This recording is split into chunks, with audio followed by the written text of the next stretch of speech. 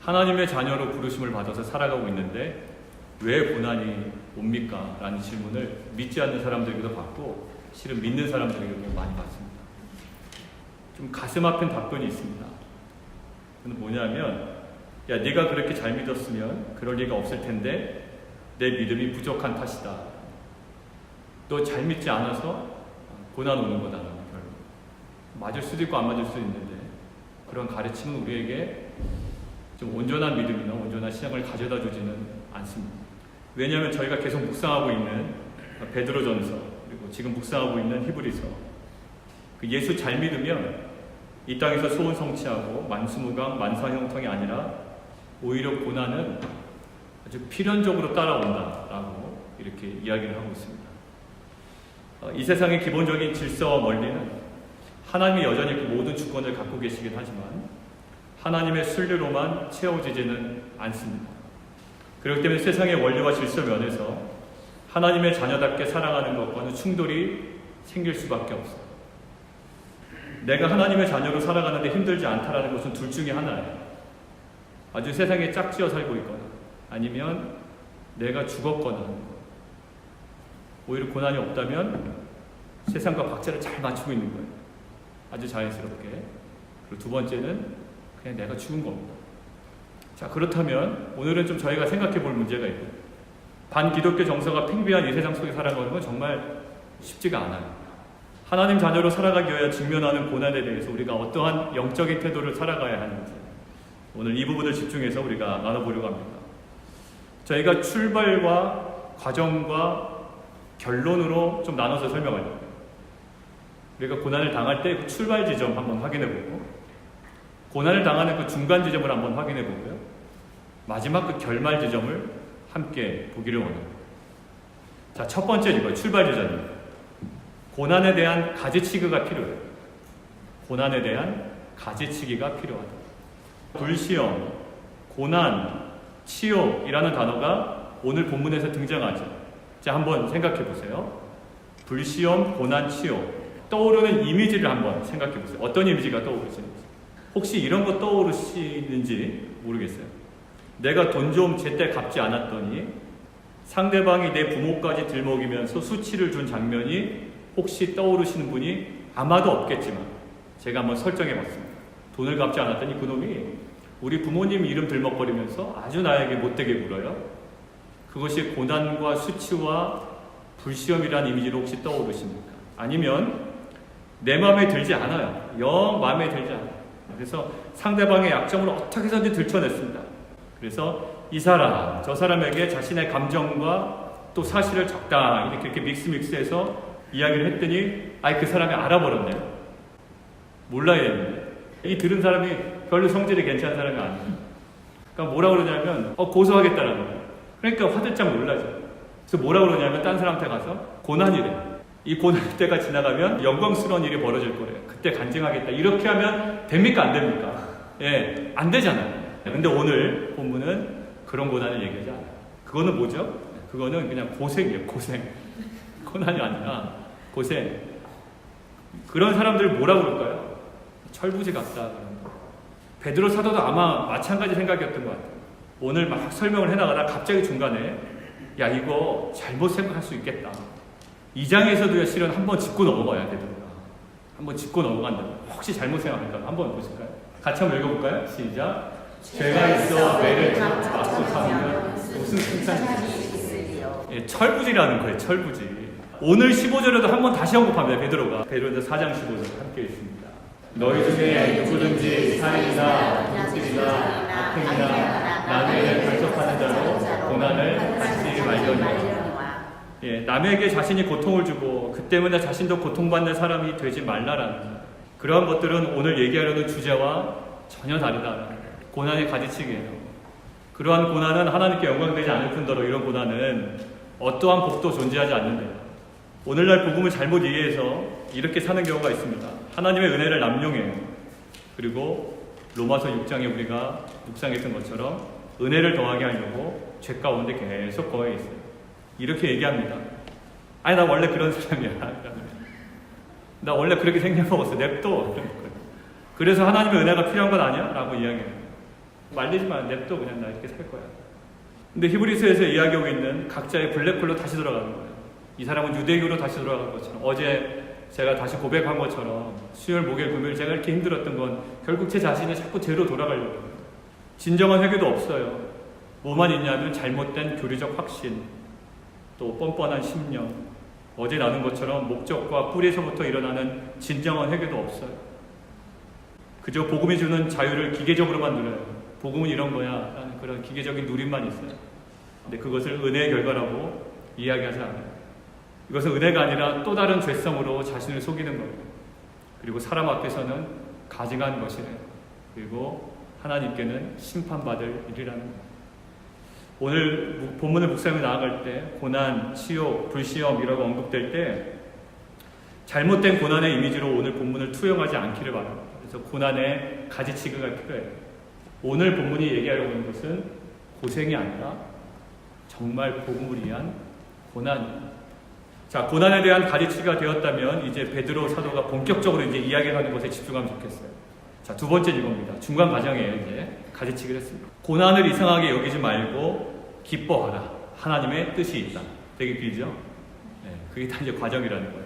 고난을 이상하게 여기지 말고 기뻐하라. 하나님의 뜻이 있다. 자, 현대에도 그리스도인들이 신앙의 양심을 따라 살다가 당하는 고난들이 있습니다. 최근에는 동성애를 죄라고 하는 것도 사회적인 지탄을 받고 있어요. 특히 미국이라는 이 사회 속에 동성애라고 커밍아웃하는 것은 어렵지가 않아요. 사실 최근에. 그런데 동성애를 반대한다는 것을 커밍아웃하는 것은 오히려 어려운 상황이에요. 이상하죠? 우리는 의도적으로 막 고난을 추구하는 자들은 아니에요. 십자가 신앙을 잘못 이해하면 또 그렇게 얘기합니다. 고난을 향해 달려들어가는 불나방 같은 존재가 아니에요. 자학하는 존재들이 아니라고요. 그렇다고 해서 우리는 고난을 피하는 존재는 아니다. 고난 가운데 기뻐하십시오라는 것은 이미지가 형성이 안 되는 거예요. 그냥 하나의 교리적인 겉면으로 들리지 이게 하나 보여지지가 않는 거예요. 그러다가 이제 묵상을 하다가 떠오르는 장면이 하나가 있었어요.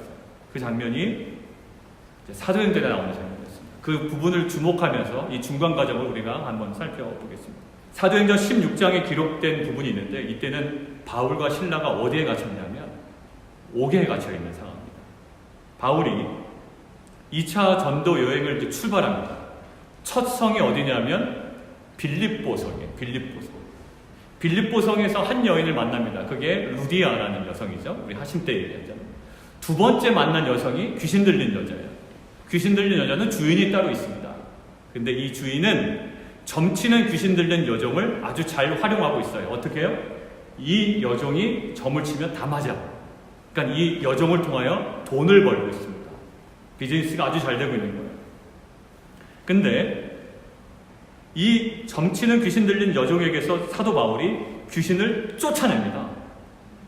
한 영혼을 향한 주님의 마음으로 보면 이것이 얼마나 눈물 나는 사건이에요. 평생에 점치는 귀신에 눌려있다가 자신이 뭐하는지도 모르고 주인에게 그냥 쓰임받는 사람이었어요. 근데 이 여종을 붙들고 있는 귀신이 떠나갔다고요.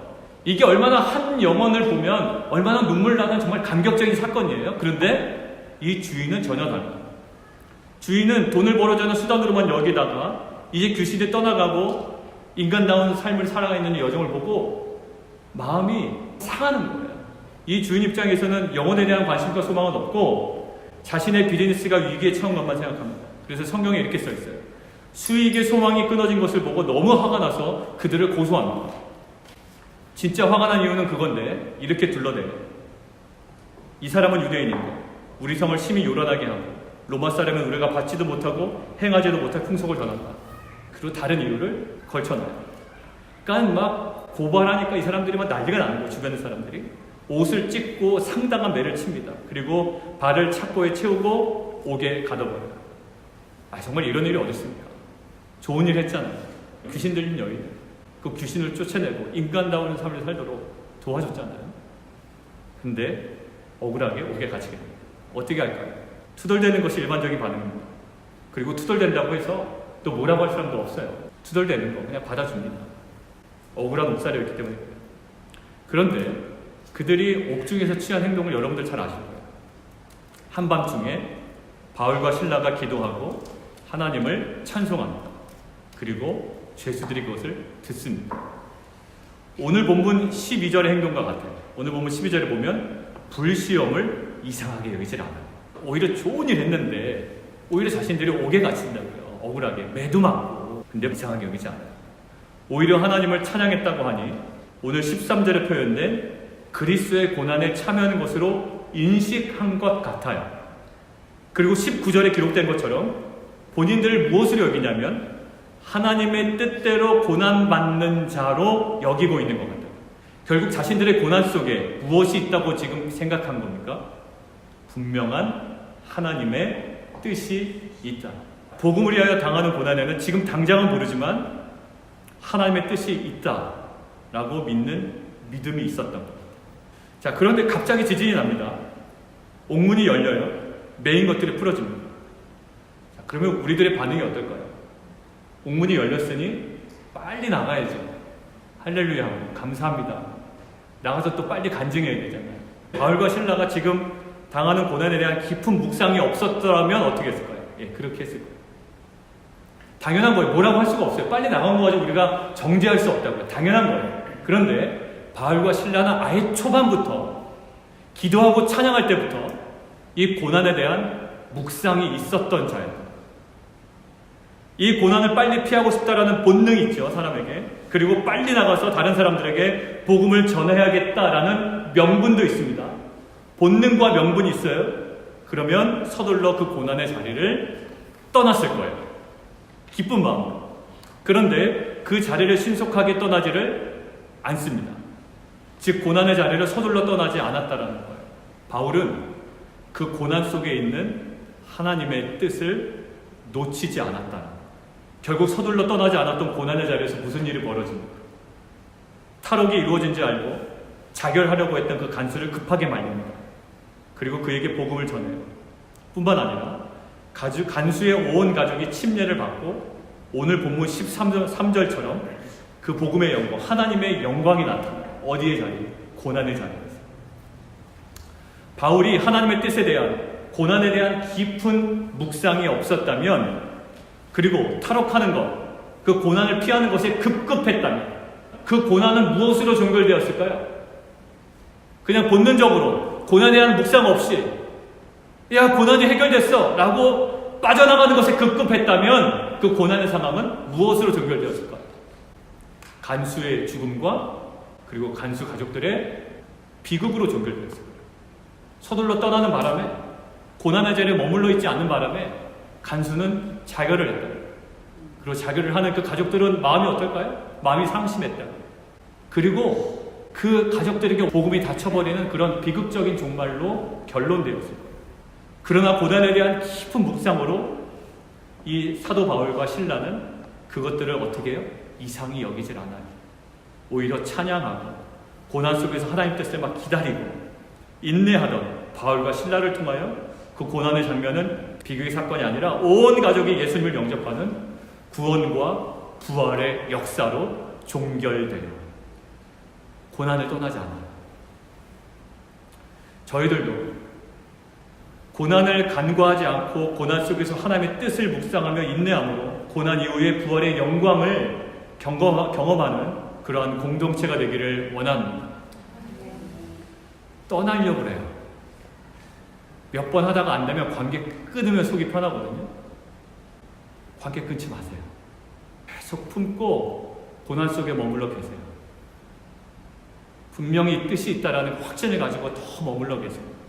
우리가 끊는 순간 오히려 그 사건은 비극의 사건으로 결론 날 수도 있어요. 그 영혼이 주님께 돌아오지 못하는 비극적인 사건으로 결론 날 수 있다. 그러나 그 사람 꼭 품으세요. 끝까지 품으세요. 그 고난의 자리에 멈춰 계세요. 그러면 그 영혼뿐만 아니라 그 속한 가정이 주님께 돌아오는 놀라운 해피엔딩으로 종결될 줄 믿습니다.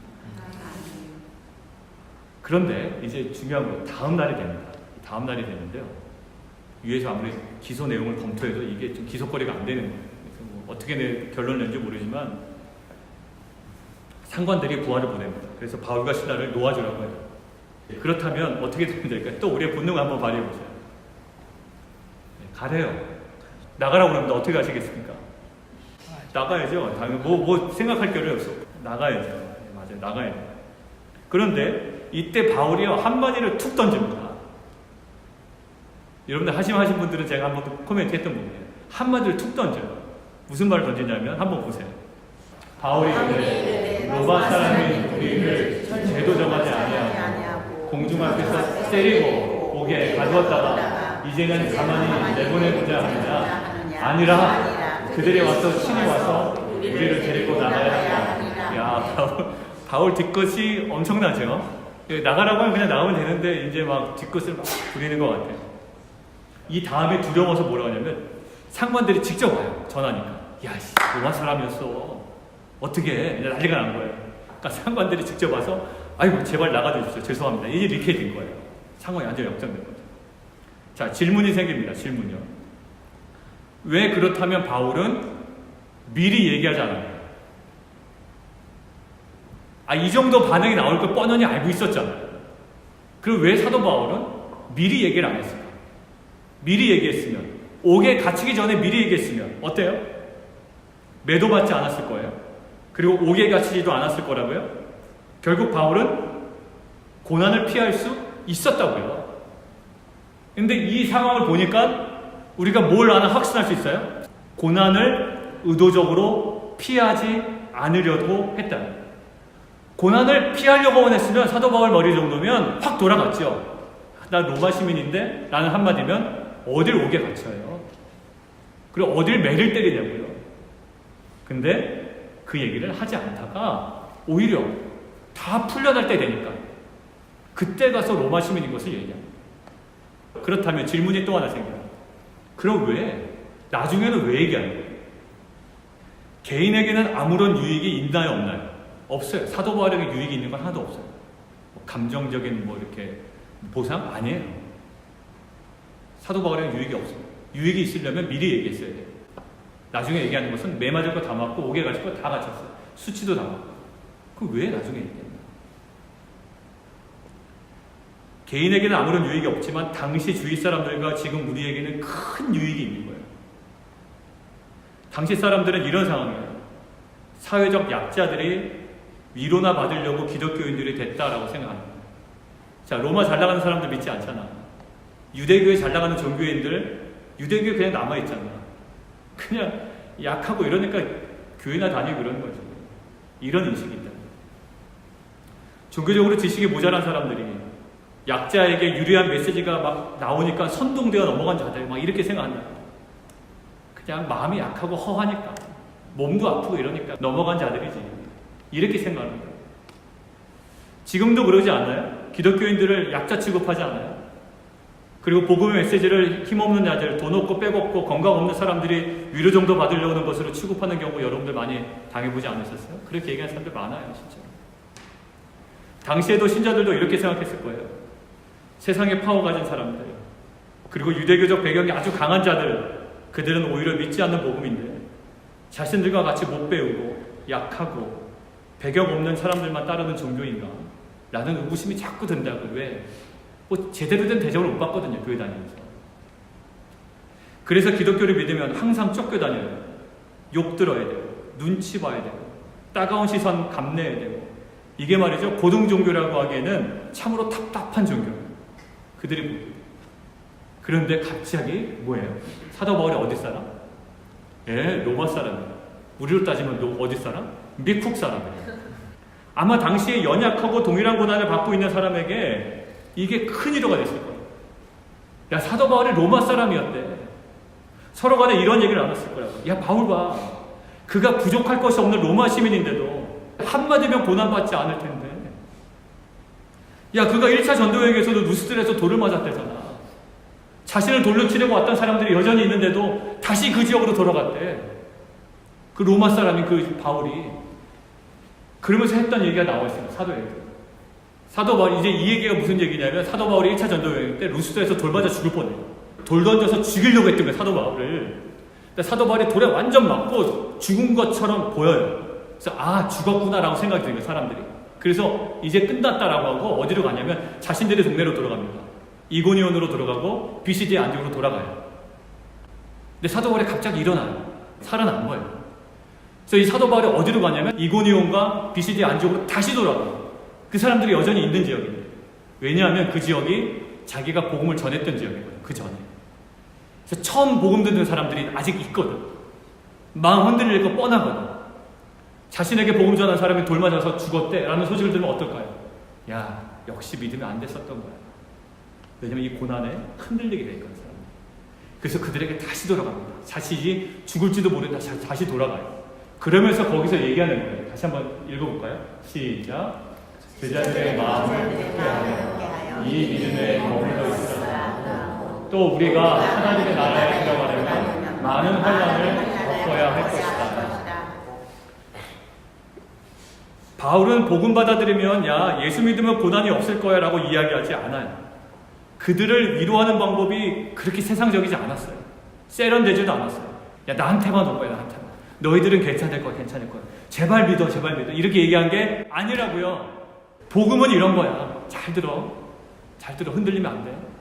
앞으로 하나님 나라에 들어가려면 많은 환난을 우리가 겪어야 돼. 그게 복음이야 라고 전합니다. 예수 믿은 이후의 삶이 어떠해야 되는지, 사람이 매력적으로 생각하는 세상의 달콤한 것으로 감추지를 않아요. 누구는? 사도 바울은. 사도 바울은 루스드라에서 돌받아 생긴 상처 입은 자신의 모습, 고난의 모습 그대로 보여주었어요. 상처투성이인 자기의 모습을 그대로 보여주었어요. 애써 감추지 않는다고요. 기독교 믿으면 이런 상처 없어 라고 감추지 않아요. 상처 있는 모습, 고난받는 모습 그대로 보여줘요. 그러면서 아마 이렇게 얘기하지 않았을까 싶어요.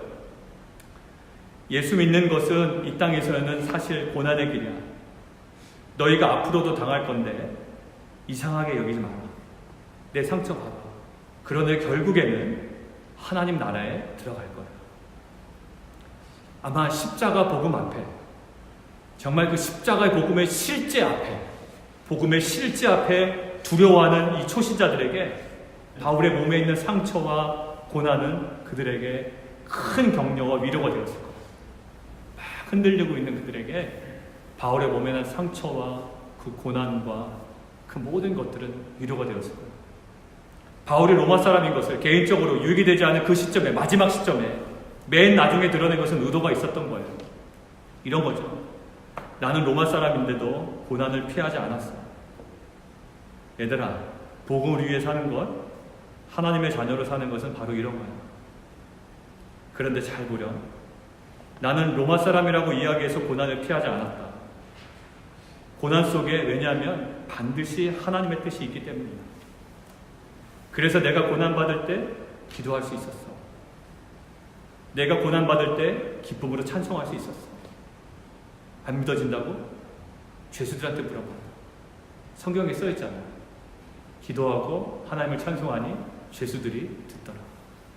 한번 물어봐봐. 우리 밤에 정말로 기도하고 찬송했어. 그리고 고난이 해결되었을 때라도 그 고난이 하나님의 뜻에 분명히 있음을 확신했어. 결국 나에게는 큰 고난이었지만 간수와 온 가족이 예수님을 영접한 복음의 영광스러운 사건임을 나는 경험했어. 사도 바울의 고난이 당시 기독교인들과 심지어 우리들에게도 격려와 위로가 되는 것처럼 저는 원합니다. 여러분의 고난과 상처와 또 십자가의 삶이 이제 복음의 세계에 막 들어온 사람들에게 큰 격려와 위로가 반드시 될 줄 믿습니다. 세상이 막 좋아 보여 누구나 매력적으로 느끼고 화도석을 막 지르는 세속적인 복음이 아니라 순수한 십자가의 복음을 이해하는데 뭐가 필요해요? 그 모습이 필요한 거예요. 예수님의 십자가가 필요했대. 우리 집사님의 그 십자가의 삶이 필요한 거예요. 고난의 삶이 정말 생명력 있게 귀하게 쓰임받을 줄 믿습니다. 자, 첫 번째 뭐였죠? 고난에 가르치기를 해야 돼요. 그리고 중간 과정이 이상하게 여기지 말라. 기뻐하라. 무엇이 있다? 고난 가운데 하나님의 뜻이 있다. 자, 세 번째는 이거예요. 그런데도 힘들잖아요. 세 번째는 이겁니다. 고난 속에 홀로 있지 않다. 고난 속에 홀로 있지 않다. 여러분들 고난받을 때 되게 외롭습니다. 선천적으로 고난받는 사람 옆에 있기를 좋아하는 사람은 실은 없어요. 시간이 지나보세요. 사람들 다 떠납니다. 그죠? 고난이 심해지면 그 고난을 동정해주던 뭐 같이 안아주던 기도해주던 그 사람들도 다 떠나게 되어 있어요. 그래서요, 사람에 대한 검증은 무엇이 해준다?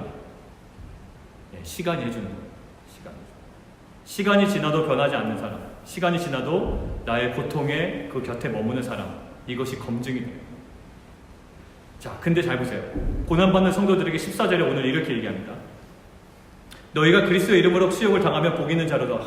영광의 영, 하나님의 영이 누구 위에? 너희 위에 계심이라. 이렇게 얘기합니다. 하나님의 영이 너희 위에 계십니다. 아무리 우리에게 필요한 고난이지만 고난을 주시고 하나님께서 우리를 모른 채 하거나 먼 거리에 계시지 않는 주님이시라는 이것이 제일 큰 위로예요. 이것이 모세에게도 내가 어찌 바로에게 가며 무슨 말을 하겠습니까? 라고 이야기할 때 이 모세에게 하나님께서 하신 말씀이 다른 말씀하지 않으셨어요. 뭐라고 말씀하셨냐면 내가 너와 함께 가리라 이렇게 얘기하셨어요. 내가 너에게 무엇을 주겠다라고 말씀하지 아니하시고 내가 너와 함께 있겠다, 함께 가리라 라고 얘기하셨어요. 바울도 결국 사람들이 대부분 떠납니다. 사도 바울도 다 떠나요. 디모데후서 4장 16절에 이렇게 기록되어 있어요. 사도 바울의 말년이에요. 남은 사람들이 별로 없나 봐요. 16절 함께 있습니다. 시작. 내가 처음 변명할 때에 나와 함께한 자가 하나도 없고 나를 버렸으나 그들에게 허물을 돌리지 않기를 원합니다. 예, 내가 처음 변명할 때 막 전할 때 나와 함께한 자가 굉장히 많았는데 하나도 없고 다 나를 버렸대. 여러분들 고난 당하는 것에 굉장히 점수를 많이 주고 사람들이 옆에 있을 것 같잖아요. 근데 그러다가도 어느덧 사람들이 한둘씩 떠납니다. 그래서 혼자 남은 것 같아요. 그래서 혼자 남은 것 때문에 내가 잘못 살았나 이런다고요. 근데 위로가 되는 거예요. 왜? 사도 바울도 잘 살아온 사도 바울도 주위에 아무도 남지 않은 것 같아요. 근데 남지 않은 것이 신앙의 기준이 안 된단 말이에요. 사람들은 세력으로 모을 수 있어요. 여러분들 돈 좀 풀면요 사람 금방 옆에 붙습니다. 많이 보셨을 거예요. 아무도 남지 않아요. 정말 십자가 신앙으로 잘 걸어갔는데 아무도 남지 않아요. 근데 17절에 이제 위로가 되는 거예요. 17절 한번 볼까요? 같이 한번 읽어볼까요? 시작. 주께서 내 곁에 서서 나에게 힘을 주심은. 사도 바울도 너무 힘들었을 것 같아요. 잘 살았는데. 야, 정말 그 복음의 그 마지막 표대를 향해서 보고 갔는데 아무도 남지 않았어요. 주위를 둘러보니까 정말 내가 잘 사는 건 맞나 이런 생각이 듭니다. 근데 어느덧 사도 바울에게 인식된 것이 있었어요. 뭐냐면 주께서 내 곁에 서 계시다. Stand by me. 내 곁에 서 계시다. 이것이 사도 바울에게 진정한 위로가 된 것이었어요. 한 가지 장면이 또 떠올랐어요. 여러분 스데반 집사님 아시죠? 스데반 집사님이 사도행전 7장에 명선교를 하십니다. 명선교를 하고 고난을 당하게 됩니다. 돌에 맞아 죽게 돼요. 사도행전 7장에 보면. 그때 스데반 집사의 주위에 몇 명이나 남았을까요? 스데반 집사를 위하는 사람 아무도 남지 않았습니다. 오히려 돌로 치는 사람들 뿐이었어요. 옆에 누구도 있었죠? 사울도 거기에 있었어요. 그러니까 스데반 집사는 굉장히 외로운 상황이에요. 뭐 하다가? 복음 증거하다가. 그때 스데반 집사를 묘사하는 장면인가 함께 보겠습니다. 시작. 스데반이 성령 충만하여 하늘을 우러러 주목하여 하나님의 영광과 및 예수께서 하나님 우편에 서신 것을 보고 말하되 보라 하늘이 열리고 인자가 하나님 우편에 서신 것을 보노라. 예. 스데반 집사가 그런 외로움 가운데 하나님의 복음을 위하여 하나님을 위하여 복음을 위하여 고난을 받고 있잖아요. 이 고난 가운데 아무도 없어요. 그러나 고난 가운데 무엇을 주목합니까? 고난 속에 하나님이 계시다. 주님이 계시다. 고난 속에 무엇을 주목합니까? 주님을 주목합니다. 주님도 마찬가지예요. 히브리서 12장에 이렇게 되어 있습니다. 그는 그 앞에 있는 기쁨을 위하여 십자가를 참으사 고난을 참으셨대요. 부끄러움을 개의치 않으셨대요. 하나님 보좌 우편에 결국에는 앉으셨대요. 무엇을 위하여? 그 앞에 있는 기쁨을 위하여. 결국 예수님도 고난 가운데 있으셨지만 그 앞에 있는 기쁨, 하나님의 그 영광을 바라보고 그 고난을 이기셨다. 우리의 결국은 마지막 도전이 이겁니다. 잘 참다가 마지막에 홀로 남아 힘들다, 외롭다. 그러나 오늘 성경에서 얘기한 것처럼 너희가 그리스도의 이름으로 치욕을 당하면 뭐예요? 복이 있는 자랍니다. 우리가 2주 전에 팔복 나눴죠. 의를 위하여 핍박을 잡는 자는 무슨 자다? 복이 있는 자다. 오늘 성경은 영광의 영, 곧 하나님의 영이 너희 위에 계십니다. 19절 한번 보세요.